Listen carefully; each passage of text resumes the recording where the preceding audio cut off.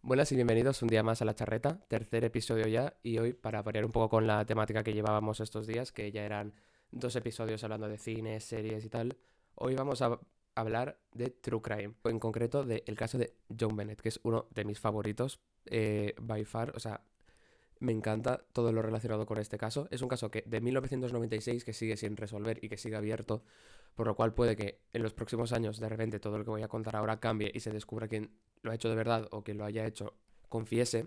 Pero bueno, de momento vamos a hablar sobre lo que hay hasta ahora. Primero de todo voy a presentaros a la familia de John Bennett. Tenemos por una parte a John Ramsey, que es el padre, que era un magnate multimillonario que trabajaba en una empresa, ganaba muchísimo dinero. De hecho, está en parte relacionado con el caso. Por otra parte, también tenemos a Patsy Ramsey, que es la madre. Estudió periodismo, pero nunca ejerció de ello, aunque de joven participó en muchos concursos de belleza. Es por esto que a su hija, John Bennett, la metió desde muy pequeña en estos. De hecho, por eso metió a John Bennett en muchos concursos de belleza desde muy pequeña. Con 6 años que tenía cuando ocurrió esto, ya había ganado bastantes y se había presentado a decenas. Así que podemos ver cómo ya desde que tenía 3 4 años incluso ya estaba metida en este mundo. Y por último también tenemos a Burr Ramsey, hijo mayor de la familia, obviamente hermano mayor de John Bennett, y que es bastante relevante en lo que yo pienso que pasó realmente, pero de esto vamos a hablar más tarde. El 25 de diciembre, un día súper familiar y empieza como en cualquier película americana, abriendo regalos, en familia, se van a cenar a casa de unos amigos suyos. Total que vuelven a las 10 de la noche a su casa y directamente se van a dormir, porque al día siguiente tenían un viaje. La familia afirmó no haberse despertado en toda la noche. Sin embargo, una de las vecinas sí que escuchó un grito proveniente de dentro de la casa por la madrugada. Patsy es la primera que se despierta en la casa a las 5:30 de la mañana. Se pone la misma ropa del día anterior, lo cual resulta bastante extraño siendo una ex ganadora de concursos de belleza, porque era una persona que obviamente al haber estado metida en este mundo valoraba mucho la moda, la estética. Es muy extraño haberse puesto un vestido que ya se puso para una cena del día anterior. Pero bueno, podemos asumir que simplemente no quiso ponerse otro vestido y ya está. No le vamos a dar más vueltas a eso. Cuando ésta bajó las escaleras hasta la planta baja, en el último escalón se encontró una nota. Una nota de 3 páginas de largo, que, fun fact, es una de las notas de secuestro más largas de toda la historia. No la voy a leer entera porque de verdad es muy larga, pero voy a comentar algunos puntos por encima que son bastante interesantes. En resumen, viene por parte de una pequeña organización terrorista extranjera, la cual ha secuestrado a John Bennett y pide un rescate de $118.000 por ella. También avisa que no intenten comunicarse con la policía, con emergencias, con nadie, porque cualquier movimiento sospechoso por su parte puede significar la muerte de John Bennett. En toda esta carta hay cosas bastante extrañas. Primero de todo, la carta estaba escrita con papel y boli de dentro de la propia casa. Siendo una nota tan larga, lo normal es que la llevaran escrita antes de entrar al secuestro. Sin embargo, aquí cogieron materiales de la propia casa. Además, en la libreta de la cual cogieron el papel para escribir la nota, encontraron que había borradores, lo cual es muy extraño. O sea, cuando te pones a escribir una nota de secuestro, no empiezas a decir, ay, perdón, me he equivocado, ay, he puesto una falta de ortografía, he hecho no sé qué. De normal lo escribes rápido y te intentas ir de allí lo más rápido posible. Sin embargo, los secuestradores se echaron el tiempo en hacer varios borradores, escribir una nota súper extensa, que ahora nos vamos a meter a analizar muchas cosas de las que dicen. Solo empezar, lo del pequeño grupo terrorista extranjero ya me parece muy extraño. Ya, sobre todo por lo de pequeño, el hecho de definirse como un grupo pequeño no es muy propio de movimientos así. Estás atacando a una familia de clase alta, no vas a decir que eres un pequeño grupo, porque seguramente tengan contactos como para que toda la policía vayan a por ti. Como mínimo vas a decir que eres un cartel entero, que eres una macroorganización, porque es que así no estás acojonando a nadie. La segunda cosa, y que es muy importante saber, es que es la cantidad de dinero que pedían. $118.000 era el bonus que había ganado el padre por Navidad. Esta cantidad no la sabía nadie. Quitando de John, Patsy y algún directivo de la empresa donde trabajaba John, nadie más conocía esta cantidad. Lo cual hace muy extraño que supieran exactamente esta cantidad de dinero. Lo que puede indicar que este grupo estuviera metido dentro de su núcleo o al menos que hubieran vigilado muy bien todas sus cuentas. Otra cosa extraña con esta cantidad es que era una familia que eran millonarios. John ganaba muchísimo dinero. Es muy extraño que solo pidieran $118.000. Lo normal es que hubieran pedido 1 o 2 millones de dólares por el rescate porque podrían haberlos pagado perfectamente. Otro dato muy extraño es cómo están tratando el intercambio del dinero por John Bennett, ya que establecen que les llamarán entre las 8 y las 10 de la mañana, pero si les viene bien quedar antes, que pueden quedar antes. O sea, si eres un secuestrador no estás diciendo, bueno, entre las 8 y las 10 os llamaremos cuando os venga mejor, pero si preferís antes, pues os llamamos antes. Esto es muy extraño también. Otro dato un poco extraño de esta nota es que hace muchas citas indirectas a películas, como si no estuvieran intentando escribir directamente lo que decían en la película, pero sí que se les había quedado en el subconsciente y lo hubieran repetido. Por ejemplo, hay una parte de la nota que dice: si le cuenta a alguien sobre su situación, ya sea la policía o el FBI, traerá como consecuencia la decapitación de su hija. Si lo vemos hablando con un sabueso, ella muere. Si le alerta a las autoridades del banco, ella muere. Si el dinero está falsificado o intervenido de cualquier modo, ella muere. Hay un diálogo muy parecido en la película Ruthless People donde literalmente dicen: si avisas a la policía, tu mujer muere. Si notificas a los medios, tu mujer muere. Si te desvías de nuestras instrucciones de alguna forma, ella muere. La verdad es que no es exactamente igual, pero es suficientemente parecido como para sospechar de que esto es una mínima referencia a esta película. También al final de la carta hay un momento donde en inglés en la carta pone "Don't try to grow a brain, John", que sería como: no intentes idear un plan, no intentes ser más listo. Y en la película Speed de 1994 hay otro diálogo donde dicen "Do not attempt to grow a brain", que es prácticamente palabra por palabra lo que han dicho en esta carta. Patsy, después de leer todo esto, avisa a John y buscan por la casa a ver si encuentran a John Bennett. Obviamente no está ni en su habitación ni en ningún sitio que se la pueda encontrar. Deciden llamar a emergencias. Es una cosa que en la propia carta decían que evitaran hacer porque si no John Bennett podría acabar muerta. Sin embargo, deciden hacerlo. En esta llamada también hay algo bastante turbio, que es que al final se escucha la voz de Burke, el cual ahora después veremos que los padres decían que estaba dormido. Esto ha servido como prueba para que los padres no estaban siendo del todo sinceros con la policía desde el principio. Minutos después de la llamada, la policía llega a la casa. Ven que ni la puerta principal ni las ventanas han sido forzadas, así que aparentemente no han entrado por ningún sitio a la vista. Después, cuando van al trastero, sí que encuentran una ventana que estaba rota y abierta, por lo que la primera hipótesis es que entraron por ahí. Y se encuentran con el percal de que la familia, en los pocos minutos que han tardado, han invitado a vecinos, familiares, incluso al cura de su iglesia, para que les hagan compañía.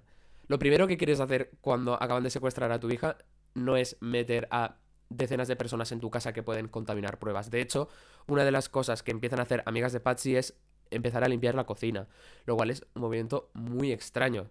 Una de las cosas que limpian, que de esto acordaros para el final cuando explique mi teoría, una de las cosas que limpian es un bol de leche con piña.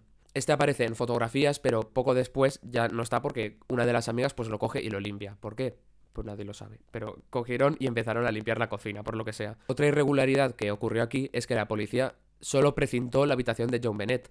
En un caso de allanamiento de morada y secuestro, no solo precintas la habitación de la desaparecida, precintas toda la casa, porque es que en cualquier punto de la vivienda puedes encontrar pistas. Sin embargo, los policías decidieron solo cerrar esta habitación. El resto de la casa seguía abierto para cualquiera de los invitados que habían que pudieran rondar por ella. Como había comentado antes, según los padres, Burke estaba durmiendo, por lo cual, además de todo esto, los padres prohibieron a la policía que entraran a despertarle o a investigar en su habitación. Todas estas conductas eran bastante extrañas por parte tanto de los padres como de los amigos como de la policía. A las 9:30, es decir, media hora antes de que acabe el plazo donde podían llamar a los terroristas, muchos de los policías abandonaron ya la vivienda para ir a buscar pistas en otros sitios. Solo se quedó una detective, la cual recomendó al padre que diera una vuelta más por la casa a ver si encontraba algo fuera de lugar, algo que echara a faltar. Total que el padre y un amigo van directos al sótano. Cuando entran en este, se encuentran la luz encendida y la puerta de la bodega abierta. Esto puede parecer que se le ha podido dejar abierto la policía cuando estaba revisando la casa, pero todo da un giro trágico cuando, al entrar en la bodega, se encuentran el cadáver de John Bennett en el suelo. Este tenía ligaduras en las manos y un garrote en el cuello. Todo esto también estaba hecho con materiales de dentro de la casa, al igual que la nota. Las ligaduras de las manos estaban hechas con cinta aislante y el garrote con una cuerda de la cual se encontraron restos en la propia vivienda y con trozos de pinceles de la madre.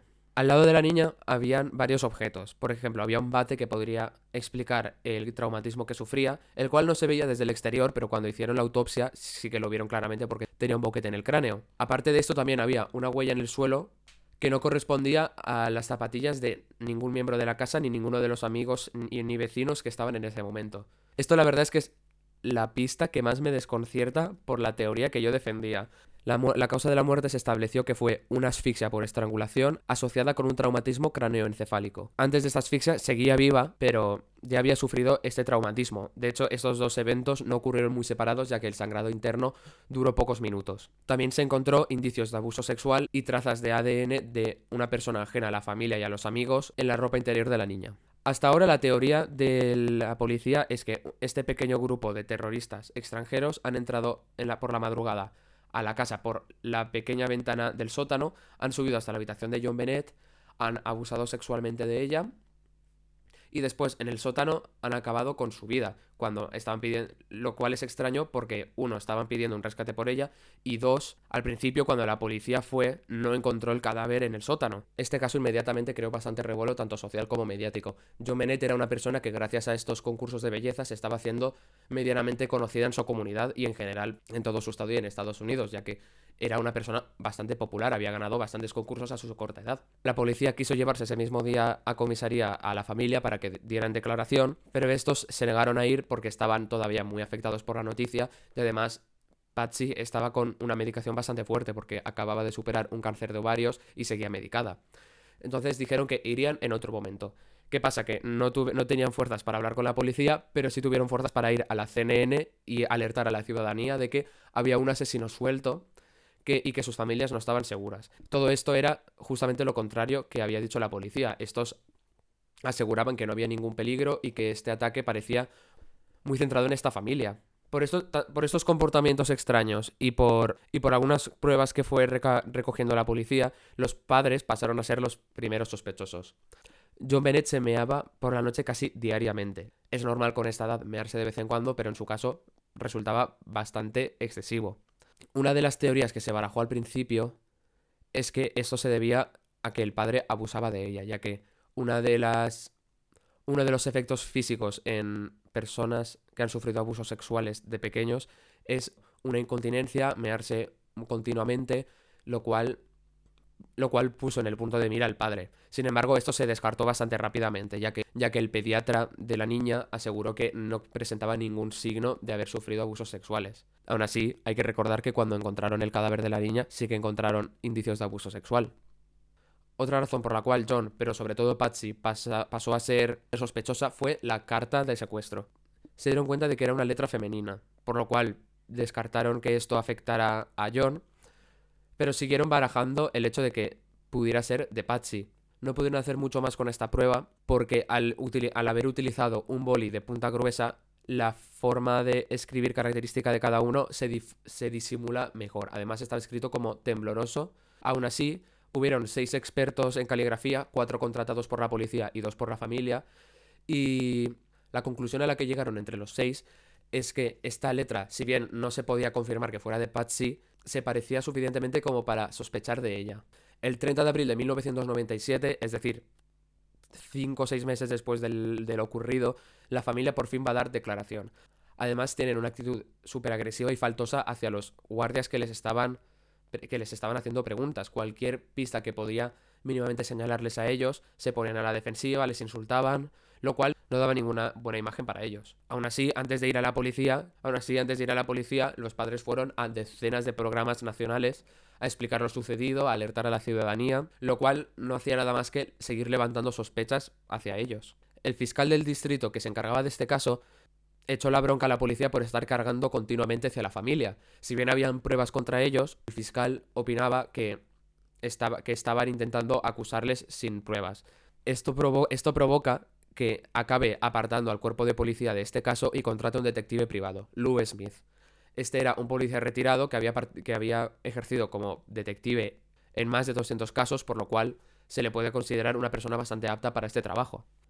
Este detective tenía la opinión contraria de la policía. Si bien la investigación hasta ese momento iba dirigida a que podría haber tenido algo que ver la familia, Lou volvió al origen y opinaba que había habido una persona o un grupo de personas que entraron por la pequeña ventana del sótano y que subieron a la habitación de John Bennett. La secuestraron, abusaron de ella y acabaron con su vida. Y para disimular todo esto, escribieron la nota.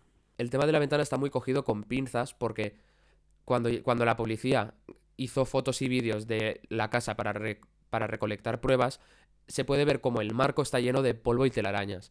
Y cuando el mismo Lou Smith pasó por esa ventana para demostrar que sí que habían personas, se llevó todo ese polvo y telarañas por delante. Estas, al igual que pasó cuando Lou Smith intentó entrar, se tendrían que haber quitado cuando entraron los secuestradores a la casa, pero esto no pasó porque, como he dicho antes, en los vídeos de la policía se veía que estaban intactas. Otra parte que sí que apoya esta teoría es que las hojas que habían en el exterior de la vivienda estaban apartadas a la altura de la ventana. A partir de aquí ya hay bastantes saltos temporales porque cuanto más tiempo pasa, menos pruebas nuevas se pueden encontrar, más complicado es encontrar a la persona que lo ha hecho. Lo siguiente de lo que podemos hablar es en 2006, donde desgraciadamente Patsy fallece a causa de un cáncer de ovarios. Murió siendo sospechosa del asesinato de su hijo, a la cual es bastante triste. Siendo ella culpable o no, toda esta situación es bastante horrible. Haber estado en los últimos años de tu vida siendo sospechosa del asesinato de tu hija es una situación bastante dura. En 2008 ocurre un cambio de fiscal del distrito. La nueva fiscal decidió que no había suficientes pruebas contra la familia y decidió dejar de considerarlos como sospechosos. Muchos otros fiscales del distrito, de otros estados e incluso algunos senadores se alarmaron por esta noticia, ya que si bien no era seguro que hubiera sido la familia, habían varias pruebas que le señalaban a ellos. Una de las pruebas que se utilizó como definitiva, tanto para exculpar a la familia como a otros muchos sospechosos, fue el ADN encontrado en la ropa interior de John Bennett, ya que, como habíamos dicho antes, había trazas de alguien que no pertenecía ni a la familia ni a su entorno. Sin embargo, en 2016, en el 20 aniversario de la muerte de John Bennett, salió un nuevo documental en el cual se desmintió que esta prueba hicieron el experimento de coger ropa interior en un centro comercial y analizarla. Y esta, que no había pasado por nadie más que cogerla del centro comercial y llevarla al laboratorio, también aparecieron trazas. Esto se puede deber a que alguien en la propia tienda la tocara para ver la textura o para probársela, lo que sea, o incluso en la propia fábrica que alguien por contacto para meterla en una bolsa, para examinarla, para lo que sea, hubiera contaminado esta prenda. Por eso esta prueba años después dejó de considerarse como de peso. Otro hecho bastante interesante que se habla en el documental es una de las armas del crimen, ya que lo que causó la contusión al principio parecía que era el bate porque estaba al lado de John Bennett. Más tarde se descubrió que era una linterna que se encontraba en la cocina cuando llegó la policía, lo cual resulta muy extraño porque ¿cuál es el motivo para estos secuestradores de entrar en la habitación de John Bennett, llevarla a la cocina, golpearle con la linterna y después bajarla al sótano? Lo normal hubiera sido agredirle con algo que hubiera ya en el sótano, como por ejemplo ese bate. Vamos ahora a hablar del bol de leche con piña que habíamos mencionado al principio. Cuando hicieron un examen sobre lo último que había comido John Bennett, se encontró que había comido leche con piña. En principio se la había preparado Patsy Burke esa noche, no se lo había preparado a John Bennett, lo cual resulta bastante extraño encontrar restos de esta comida cuando en principio no pertenecía a ella. Vamos a seguir hablando de Burke. Los vecinos describían a Burke como un niño bastante normal, realmente, pero hablando de la relación con su hermana, se volvió un niño muy celoso e incluso agresivo. Hubo una vez que ya agredió a su hermana con un bate de golf dándole en la cara, por la cual tuvo que pasar por cirugía ya que le destrozó varios huesos de la cara. Podemos ir viendo un poco igual por dónde van las tornas, ¿no? Por un poco lo que yo puedo opinar de quién ha sido. Vamos a hablar primero de la teoría de Lou Smith, el detective encargado hasta que falleció en 2011. Un extraño habría entrado por la ventana del sótano, habría subido a la habitación de John Bennett, la habría agredido sexualmente y instantes después la habría bajado al sótano para acabar con su vida. Para disimular todo este hecho, redactó las notas intentando que pareciera todo un secuestro. Sin embargo, toda esta teoría se descartó bastante pronto. Después escondió el cadáver en la casa para que cuando llegara la policía no lo encontraran y más tarde lo dejó en el suelo del sótano y se escapó por la misma ventana, poniendo una maleta debajo para poder impulsarse y salir. Que esta maleta aparece también en las fotos ahí abajo de la ventana. A mí esta teoría me puede llegar a cuadrar por varios motivos. Primero de todo, al aparecer en muchos certámenes de belleza siendo una niña pequeña, era el foco de muchos pederastas. Por ejemplo, Gary Oliva, que llevaba condenado unos años por posesión de pornografía infantil, le envió una carta a un antiguo amigo del instituto en el cual confesaba su amor por John Bennett y cómo lamentaba su muerte y que había sido todo culpa suya. Además, al analizar su celda, encontraron 335 fotos de John Bennett, entre las cuales se encontraban algunas de las tomadas en la escena del crimen, lo cual era bastante turbio. Sin embargo, se descartó por esta prueba de ADN que estábamos comentando. Otro pederasta más que podría haber estado envuelto en esto fue John Malcarp, apodado como Taxis, el cual se puso en contacto con un profesor de universidad que estaba llevando a cabo un documental sobre este caso. Empezó simplemente como un admirador del caso, pero acabó haciendo preguntas muy concretas sobre la niña y el profesor lo denunció a las autoridades porque estaba llegando a un punto en el cual resultaba bastante obvio que sentía algo por esta. A este se le atrapó en Tailandia ya que estaba huyendo de una condena de posesión de pornografía infantil, pero se le descartó también. Pasaron también muchas personas más por esto. Por ejemplo, una antigua ama de llaves de la familia y su marido, el Papá Noel del centro comercial, ya que fue especialmente a la casa de la familia a hacer el paripé de Papá Noel, básicamente, y le dijo a John Bennett que esto también da bastante mal rollo, sabiendo todo el caso, que el día de después de Navidad iba a tener una gran sorpresa. Como se puede ver, la teoría de Lu puede ser bastante posible desde este punto de vista.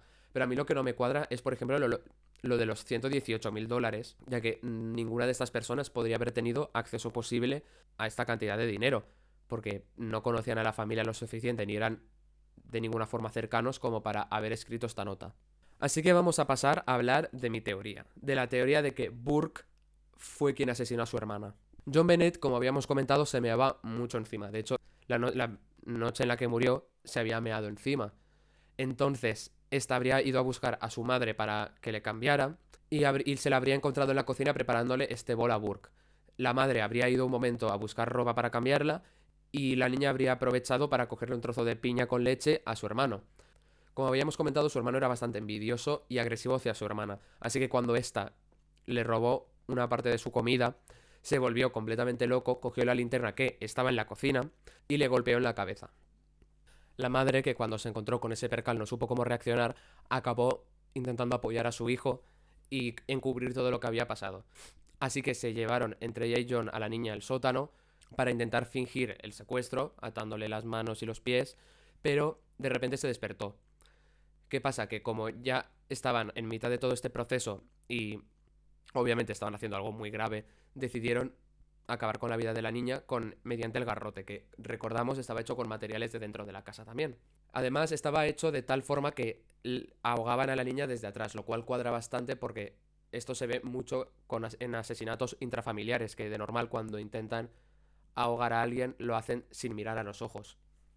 Ya habiendo muerto la niña, Patsy subió de nuevo a la planta baja, escribió esta nota y acto seguido llamó a emergencias. Como había dicho antes, lo único que no me cuadra de esta teoría es lo de la huella que era de alguien ajeno a la familia. Porque por el resto se explica por qué la letra era tan parecida a Patsy. Se explica que supieran lo de los $118.000. Se explica que escribía de una forma... Se explica que escribían de una forma muy poco profesional para ser unos secuestradores. Además cuadra que Burke agrediera a su hermana de esta forma. Confío bastante en esa teoría porque hace cheque en prácticamente todas las pruebas, pero la investigación va más por la parte de Lou Smith. De hecho, este detective, al fallecer, dejó como legado a sus familiares que siguieran investigando por esta rama. Y lo están haciendo. De hecho, dos de sus nietas tienen un podcast que se llama The Victim's Shoes, en el cual tienen 3 episodios hablando de este caso y resumiendo lo que tienen hasta ese momento. Es bastante interesante, pero sí que es verdad que apoyan mucho esta teoría y bajo mi perspectiva tiene toda la pinta de que fue la familia quien asesinó o encubrió el asesinato. Por último, también quería mencionar una teoría que cuando la vi me hizo mucha gracia porque no tiene ningún sentido. Consta básicamente de que John Bennett no murió realmente, simplemente se fingió su muerte para convertirla en Katy Perry. Puede sonar muy extraño, pero a raíz del documental de 2016, el del 20 aniversario, empezó una teoría conspirativa en YouTube a raíz de un vídeo que subió Dave Johnson en el cual hablaba sobre el claro parecido entre John Bennett y Katy Perry. Esto cuadraría con la popularidad que estaba ganando la niña y que de repente algún productor decidiera convertirla en una superestrella. Esa teoría obviamente es mentira, pero me parece bastante curioso que de todo esto hayan sacado la conclusión de que la niña podría ser Katy Perry. Y nada más, esto ha sido el caso de John Bennett. Seguramente me haya dejado muchas cosas, porque hay cientos de pruebas, cientos de teorías sobre lo que ha podido pasar, pero creo que lo he podido resumir bastante para que quepa en media hora y para hablar sobre mi teoría, la teoría oficial, la teoría esta de Katy Perry, que obviamente no tiene ni pies ni cabeza, pero está graciosa. Y nada más, esto ha sido todo por hoy. Hasta la semana que viene.